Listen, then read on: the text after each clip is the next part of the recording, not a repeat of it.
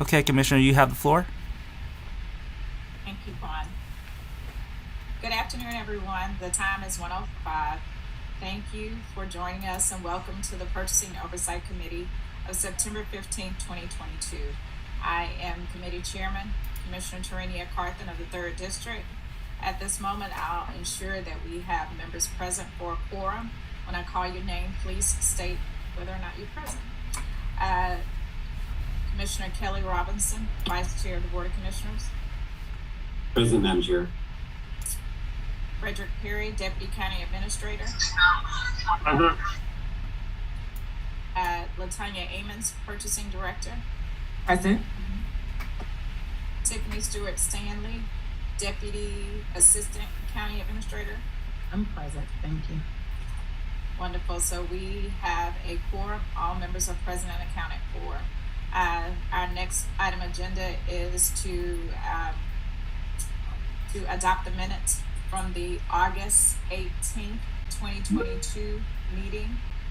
Are there any updates, deletions, or additions to the minutes from August 18th? No, ma'am. You didn't see? I do see one under old business updates, P card update. The very first paragraph, it says the BOE procurement. I think that was a slip of the Okay. key. It should say BOC procurement update, so that could be changed. Okay. But if there are no other additions, updates, or deletions, the minutes will stand approved with that amended correction. All in favor? Concur? Yes. Concur. Okay. Minutes stand approved with amendment. Our next agenda item is old business updates, and we will go right into the P card policy. And Director Amons, I will turn it over to you. All right. Good afternoon, everyone. As far as the P card policy update, the P card policy has been sent to our legal team, and legal team is reviewing the policy. And so we are waiting on their approval, suggestions, corrections, or comments. Thank you. Did they give you a timeline as to this? Seeing as though we've already got the policy, No, they did not. I will follow up and push for a particular deadline. Yes. And so I will have that update definitely by the next POC, if not before. Okay. The next agenda Madam item. Chair. Yes. I'm sorry. Are there any comments regarding the P card policy? Commissioner Robinson, you have the floor. Thank you, Madam Chair.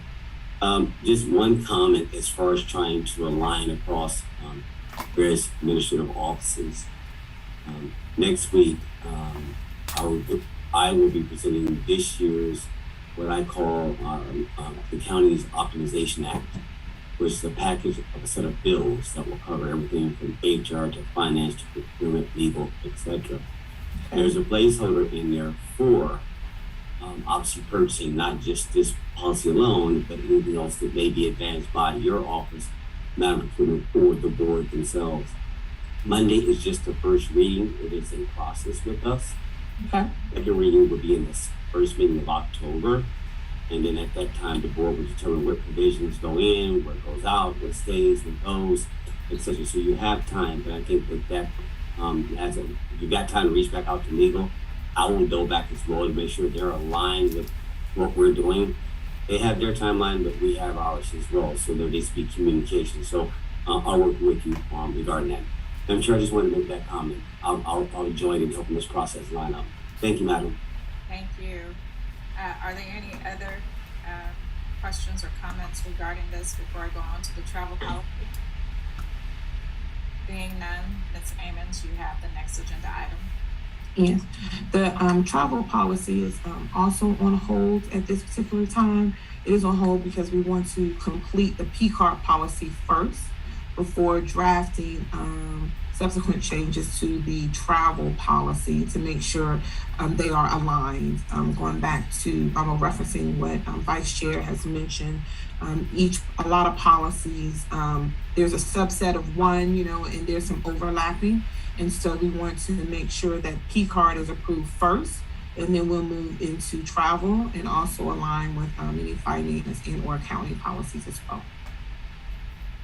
Thank you. So I take it you have looked at the travel policy and you're ensuring that what we have and what you've been told, because I know there were several iterations of Yes. what people thought the travel policy was.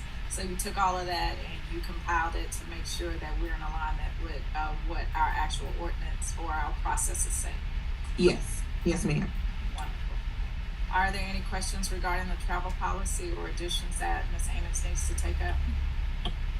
I concur with her approach. Wonderful. Thank you. Our next agenda item is the surplus program. Ms. Amos, I know you've spoken to us before about that, so. Yes, I wanted to provide a follow-up.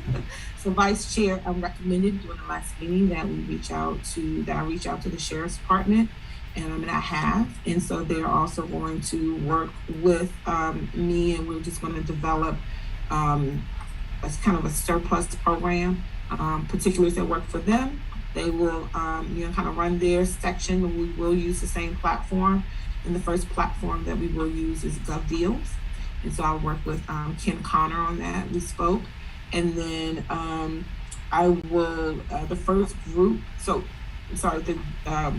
his office had some items, and they approached me earlier this year as far as surplus. So we'll start with that as far as the Sheriff's Department. And then for us here, procurement may be the first group because we do have a lot of items that we are going to put out, but I plan to set up an official program where quarterly we will reach out to the departments and subsequently take pictures, load up on the platform.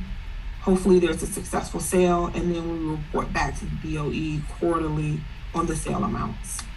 And so I look to kick off definitely procurement in December, and then we'll see how that goes, and then roll out January, first quarter to the county. Okay. That sounds doable. Have you already identified where those funds will go? Will they go back into the department budgets? Will they come to the general fund? How will we claim those funds? So, so the sheriff dollars will go back into the sheriff fund. What I do like about the platform is, we can segment the sales. We can have departments underneath the sales.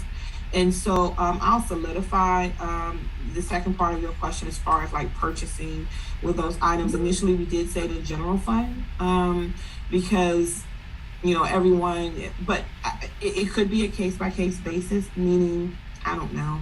I don't want to throw out hypotheticals here, but it just may depend. But we will also offer justification as why it should go back to the general fund, which is really how I would lean, versus a department fund. Thank you for that. I just wanted to make sure that there was some type of thought as to how we would capture those funds and where they would be going back into. Are there any questions in regards to the surplus program? Madam Chair. Yes, Vice Chair Robinson. Thank you, Madam Chair. Just to dovetail on behind Madam Procurement, I met with the Sheriff's Office yesterday regarding doing the annual elected official budget hearings, and he brought up your name, and he was encouraged to stop by, and that they're looking forward to it. So they've embraced your thinking and what to do with these assets accordingly. So good to see, good to hear that. That's just to the side.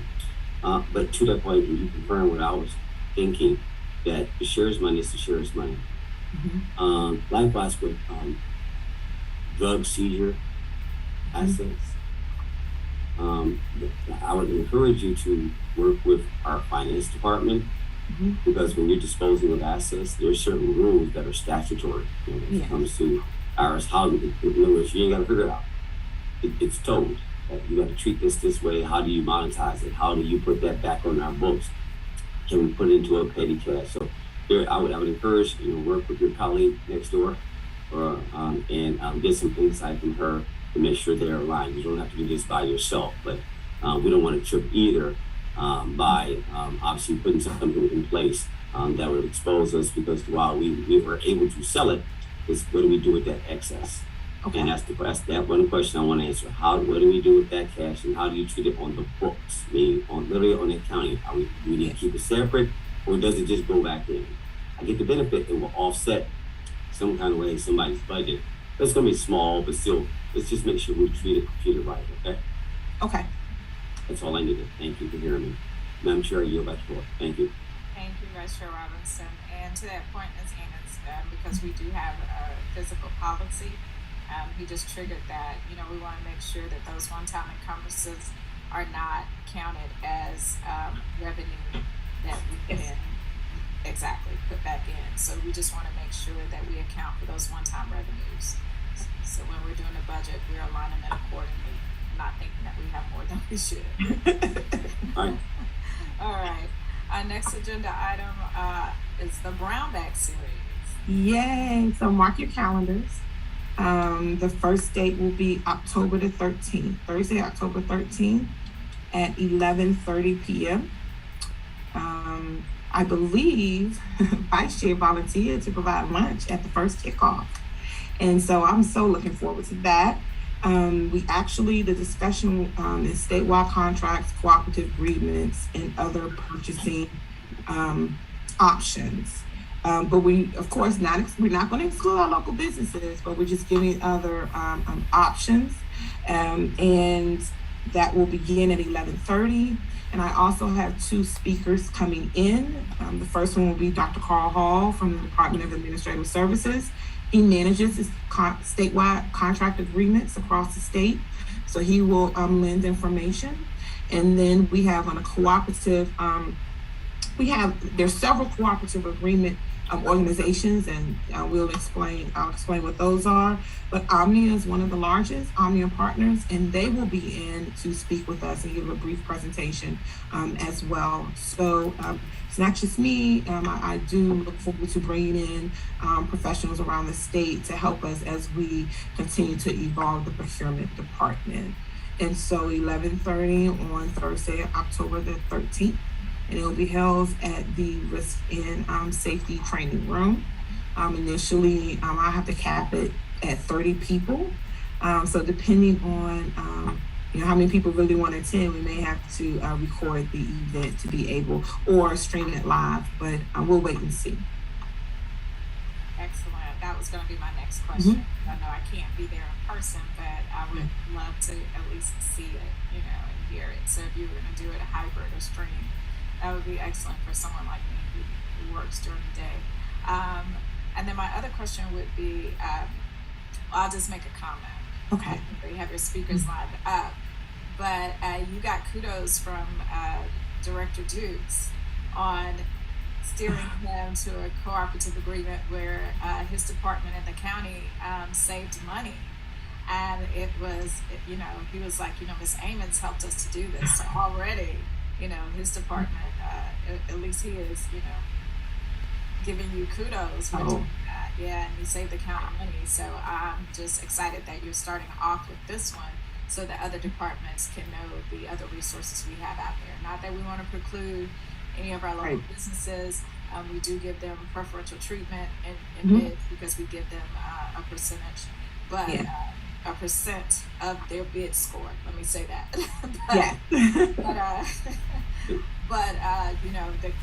We are a business, and we always try to save money because it is the taxpayers' dollars that we're using. So we have to be prudent in our spend. So thank you. I'm excited. Thank you. And I'm going to use that as an example as to how it can work. Because Gary has saved money, so there's more money in his budget, so he can do other things. And so there is opportunity as, I like that this is the first one. I think the timing is great as we go into, fiscal year 23. There could be other options on how to stretch the money. And so just for I guess just public knowledge, Gary received a quote for equipment that he needed, and it was an expenditure that he expected to make.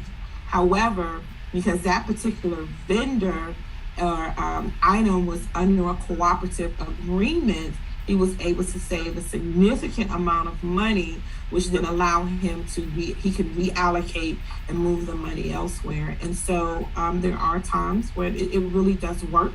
I have another example where sometimes also just education. And so we use it as a learning and educating and how to move forward and just those other options available. And so I really do look forward to the first Lunch and Learn series. Thank you for that. Are there any questions or comments in regards to the Brown Bag series? Vice Chair Robinson, you have the floor. Thank you, Madam Chair. Yeah, just one quick question. I forgot that I did agree to do that. Well, I'll pay for the luncheon. I will be in Washington, D.C. with our chamber flying to meet with our delegation. So I'll miss the luncheon, but I still got lunch. It's on me. So duly noted. I won't leave you hanging. Oh, thank you so much. Absolutely. Second to that point, and you mentioned it in your comments, and I appreciate the exchange between you and the committee chair. You're bringing exactly what we wanted to the table. A more advanced, a more mature, a more institutional way of doing business in Douglas, which is a dovetail into this coming January, which would be our 7th annual doing business in, around, through, with, etc. Douglas. I don't know what the theme is going to be this year. David Good drives that and we'll come up with a name.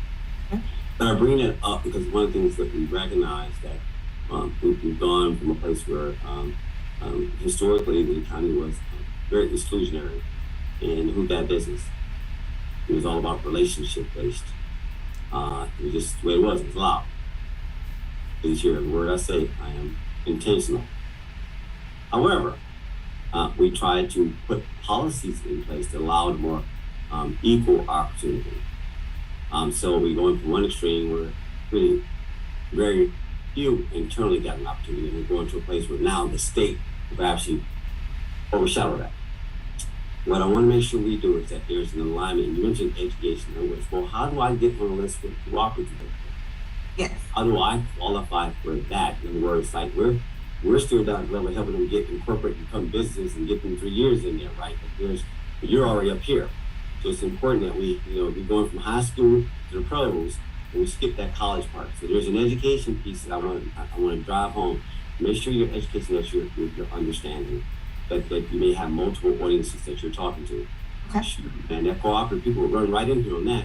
Ooh, Douglas is right for opening, but then the weight of them, their capacity to bond will really outcompete our locals.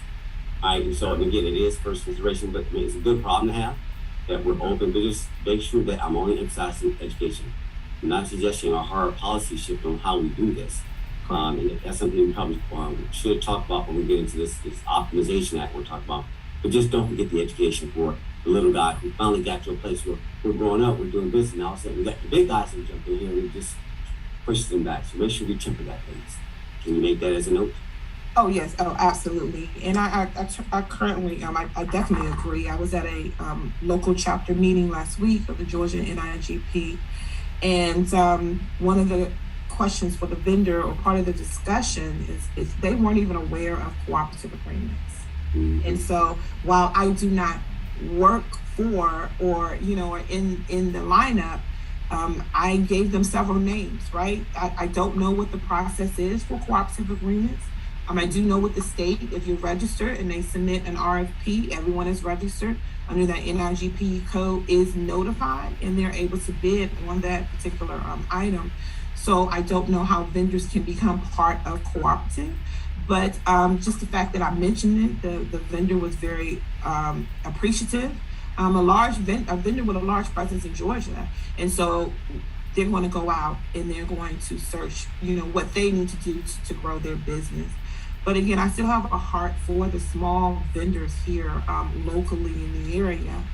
But we look for, in Gary's case, the local, it is a Georgia-based business who happens to be a reseller of the equipment, but it was the OEM that's on the statewide contract. and that's how they were able to save money.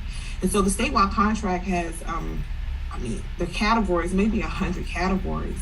We don't have to use them. It's just an option for us to use them. And so part of that education is knowing that there are other options. Like with the statewide vehicles, there's a statewide contract for vehicles. There's a statewide contract for lights. It doesn't mean we have to use it. However, if you're in a bind or your supplier cannot deliver, then you have the option to go with a statewide vendor. And then if someone is brand specific, and I'm not saying that we are here in Douglas County, but in Parks and Recs, they want a lawnmower, they already have John Deere, parts laying around, and we maintain that equipment. John Deere is somewhere on a statewide contract or a cooperative agreement where we could save money in procuring a lawnmower. And a reseller could be someone local. So to drive local business is not just a PO directly to that person, one-on-one. There are other methods. And so I encourage the business because it's an opportunity for small businesses to grow. So they will no longer consider themselves a small business. They are a larger, mid-sized, competitive business. And so while my role is not necessarily to coach them, we are here as a resource on how to help them. And that goes into my further procurement plans looking forward, where there are some services that are needed across the county, but yet the businesses, the larger businesses may not be needed to perform all of the particular services. And so there is a mix and there is a place in Douglas County, and there are some lanes where smaller companies tend to do better in the service industry, whether that is print, right? If we have to outsource print.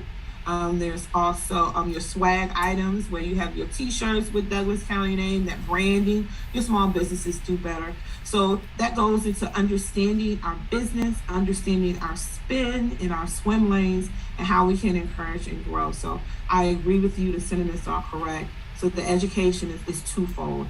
From a Douglas County employee perspective, what are my options? How can I go? How can I quickly get the good and or service that I need?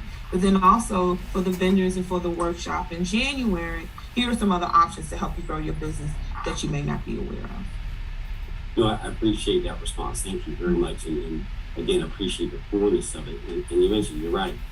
It's not necessarily your job description. Mm-hmm. Your job is to execute. Next week, we're going to talk about the U.S. Constitution and the powers of the legislature. Mm-hmm. It starts off about Congress, which is where that at the local level. Our job is to bridge the gap between the people and the government. Mm-hmm. So here I'm listening at you government execute your job. I'm looking at the stakeholders that are out there who put me in office, so I'm looking at you and looking at them. Mm-hmm. And through legislation, I get to shape through comments like this, like, well, okay now. Right? No, it's not your job, but I either can add to it or take away. Right. Like this, so it's balancing. So I'm balancing what you're saying. Like, okay, I hear you. I didn't say you got it. Again, if I don't regulate, I will educate. That's my role. And we participate. We all coexist. The point is like, okay, but I don't want to get too far away that we forget the very thing that the board has already set in motion as a priority. It's an alignment of all of it. It's all at the same time. It's not in the absence of the work that we've laid down for 6 years that goes away because we now focus solely on state law. So just make sure we bridge that gap. It's just our language that we use. It's just education. It's not a formal education program you got to go do. We're just being sensitive to like, okay, here where we're coming from. Here are these people that have been developed up to this point. And all of a sudden we can get away from them. And we create disparity. And we create inequity. Unintentionally. But it's just make sure that at least are we aware. Now, it's going to stretch like it's going to stretch. Because it is competitive. You got to compete now. Sharpen your pencil. Come to the front door. Do what you got to do. But it's just being aware of the whole picture. No longer belabor this. You guys got it. This was just an exchange, and we're good. We hear each other. I'm fine. Madam Chair, I'm good. Thank you very much for giving me the floor.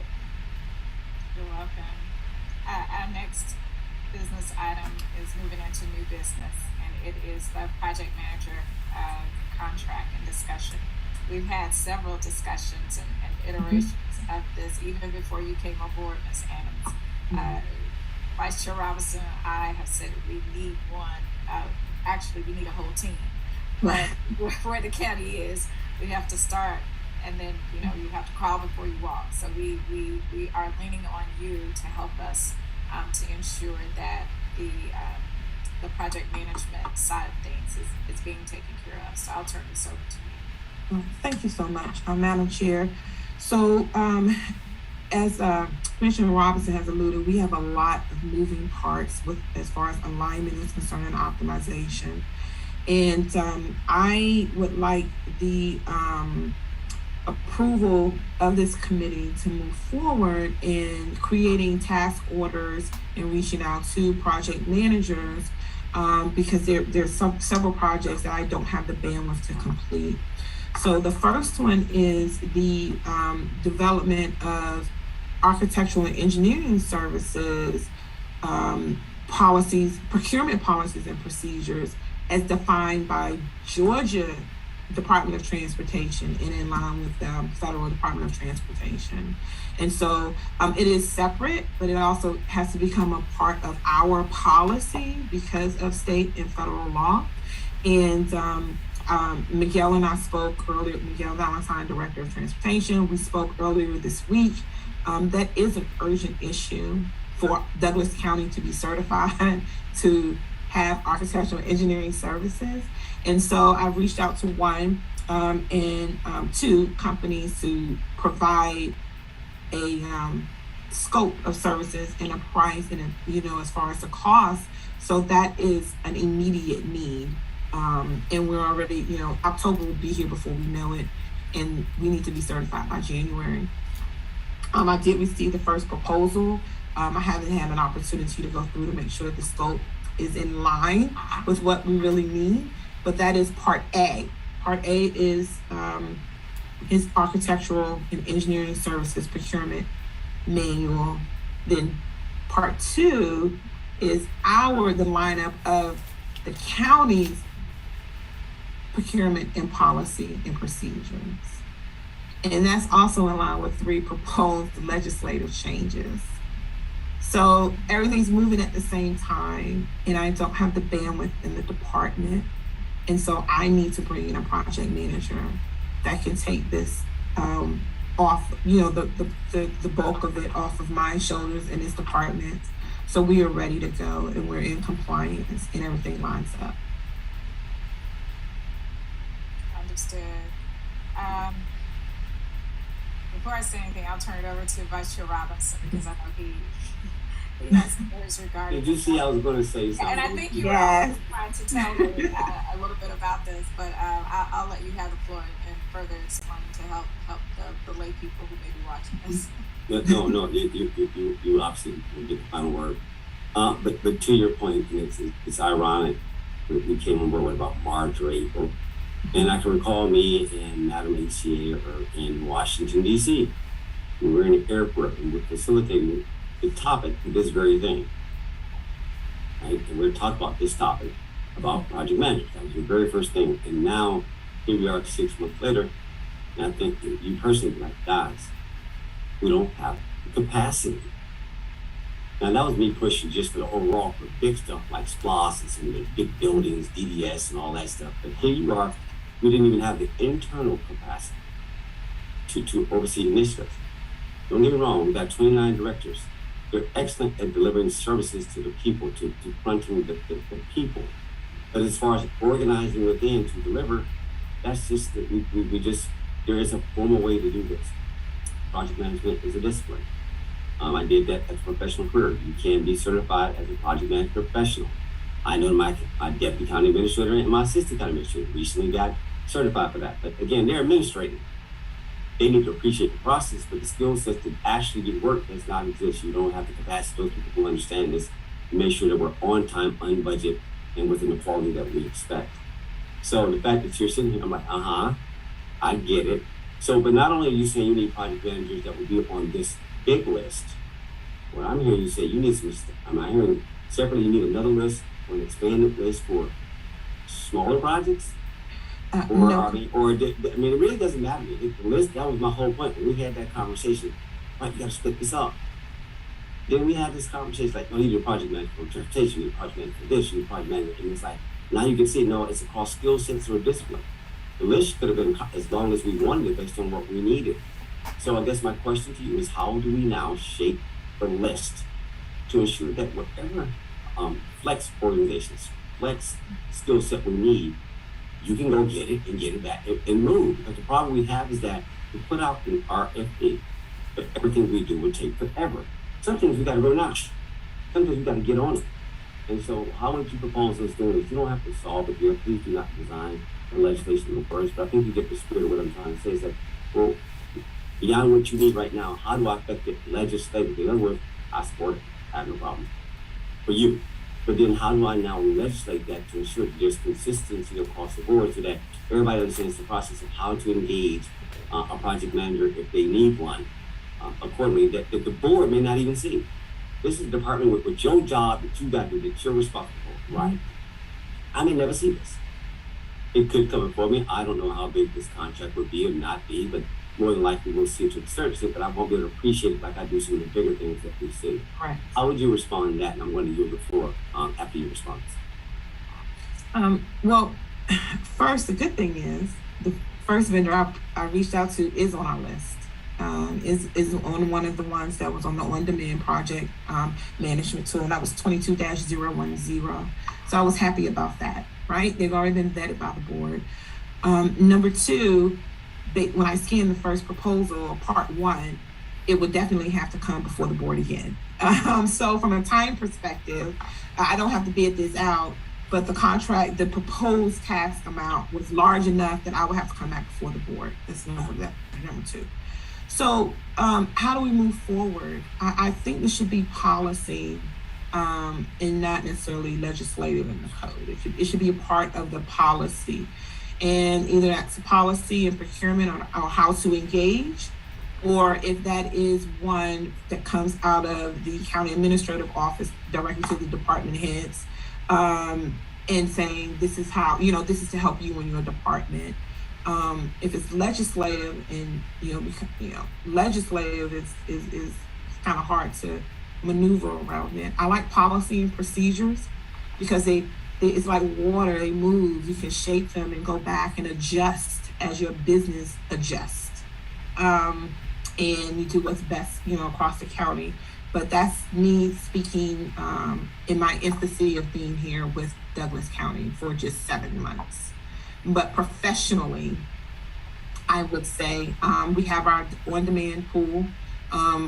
When we talk to our department heads, we know that there's certain needs, and also offer that as an option, right? Because the leaders that we are, then, we like to do things a certain way, but is recognizing when we need help.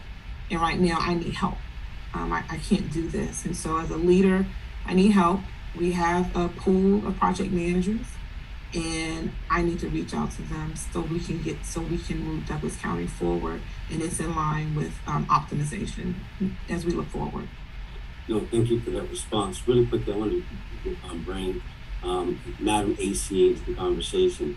Mm-hmm. Madam AC, one of the initial assignments you took over was to look at every policy and procedure across this county, and you aggregated it. There was different degrees of consistency and maturity in how people do that.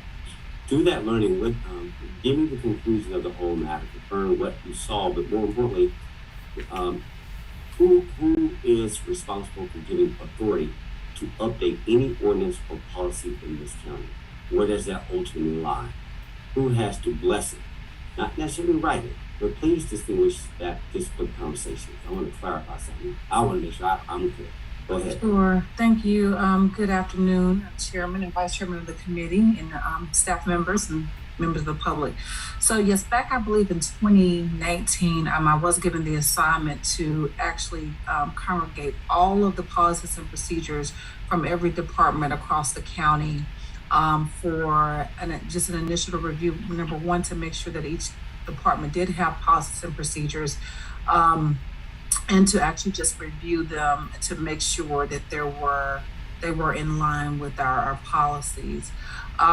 We did do the initial review. However, I believe due to COVID, we did not get an opportunity to kind of finish the actual review process. As far as the policies and procedures, any policies that that isn't legislated that the board has to approve. I would think that would lie with the county administrator's office, to make sure that the policies and procedures are operating in accordance with whatever legislation that has been rendered down from the Board of Commissioners. I would make a recommendation just to continue that process that we had started back in 2019, and align it with the procedures that Ms. Amons and her department has forthcoming, as well as just make sure that every department has proper policies and procedures to move forward. So that's something that I would personally like to, with the direction of the board, to move forward with that process, to continue that process. No problem. I'm not going to give you any work. I'm just going to take that up as part of my legislation to clarify how this is done, how we bless it. And to her point, she don't want to have to come back to the board. What I'm hearing is every time we have to make a change within her respective department, which I get. But there has to make sure that whatever policy you put in place, if you're affecting the citizens, we need to know what that is. And so there needs to be a broader framework. Within that framework, you have at it, update it all day long. So there's nothing in writing. So here's to Madam Purchasing, there's nothing codified. Because we're doing things through rules. This conversation is about rules and precedents that we've done but nothing has been codified. So like you're taking that group to the next level, your group, we likewise have to mature in how we go about doing this. So it opened up something for me just to, don't go any further. We're good with this. Thank you both for doing this. Let me get out. Madam Chair, I'm good. Thank you. Thank you for that. And Ms. Amons, I believe there's a consensus here for you to go ahead, and I guess you've already identified who you will be using, and because that threshold amount is over what the Deputy County Administrator and the Chair can sign, I'm assuming that will be coming before the board. Yes, once I finalize and tweak the scope and have discussions, I think I'm gonna reach out to a second project manager, but yes, I will be coming before the board. And that's fine with me. You don't need anything from our board. But to the point of what Vice Chair Robinson just said, we definitely need to make sure that those processes are in place and that we do get it to take a look at it. Mm-hmm. So, yet to put something else on your plate. Okay, it's okay. Because I will tell you, I did have a conversation with another department head at my town hall, and mm-hmm. they, had a consultant on staff that they were able to utilize in a capacity in order to get something certified for the county. Okay. That probably is just one department, but there are probably other departments mm-hmm. that have that same issue. And so you're having that issue. The department I spoke with is having that issue. So to you, to Madam ACA, to Deputy Administrator, I know he's off the call at the moment, but that's something that we, I'm going to ask staff to go ahead and take a look at that, because if we're aligning it and we can get better processes, in order for this to take place, then let's do it now. Because, I've heard, even the Solicitor General's office who needed temporary help. So mm-hmm. this is not just isolated to you. It's quite a few. And I'm one who says, do a contract before mm-hmm. you do a permanent employment. Yes. It does save money in the long run. So if we get that taken care of, then I think we all will benefit from it. We will do so. Thank you. Thank you. Any other questions in regards to this? Okay, if there's no further items, we'll go on to our next agenda item, and that would be miscellaneous. Does anybody have any items that they would like to discuss at this time that we may be able to take forward, ponder, look at, anything else that needs to be discussed? Oh, wow. None. Okay. Well, if that is the case, then. Well, yeah, no. We have so many moving parts here. I will say that I will have a presentation. We will have a guest at the next agenda meeting. Companies coming in as far as audits of the P card. So I look forward to that and presenting that to you all at the next meeting. All right. Sounds good. Yes. If there are no further items to come before the Purchasing Oversight Committee, then this meeting stands adjourned. Thank you all for your input and for coming to the meeting today. Thank you, Madam Chair. Thank you. Bye, guys. Bye-bye. You, Very good meeting, everybody.